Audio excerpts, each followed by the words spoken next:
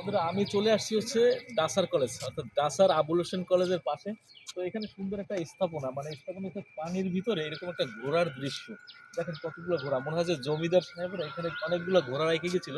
তো একসময় তো মানে অতীতের যে হিস্টোরি, যেখানে অতীতের হিস্টোরিতে মানুষজন তো আসলে গাড়ি ঘোড়া এভাবে চড়তো না, তখন যে আসলে মানুষের যানবাহন বা মানে যেটাই ছিল সেটা হচ্ছে এই ঘোড়ায় কিন্তু মানুষ একসময় প্রচুর চলাফেরা করতো।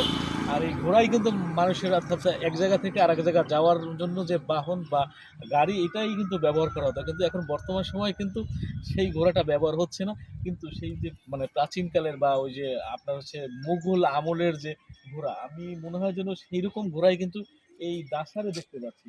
এবং কালারগুলা বা মানে ঘোড়ার যে সাইজ বলেন বা ঘোড়ার যে সেই শক্তিশালী যে একটা মুড, সেই মুডটা কিন্তু এখানে দেখা যাচ্ছে। কিন্তু একটা বিষয় হচ্ছে যে এখানের যে সৌন্দর্য আসলে বলে শেষ করা যাবে না। একটা মানে অজপাড়া গায়ে, মানে আমি বলবো একটা অজপাড়া গায়ে একটা গ্রামের ভিতরে এত সুন্দর একটা স্থাপনার সাথে হচ্ছে আবুল হোসেন কলেজ, এর সাথে মসজিদ, এর সাথে সুন্দর একটা বাসভবন আসলে দেখার মতো।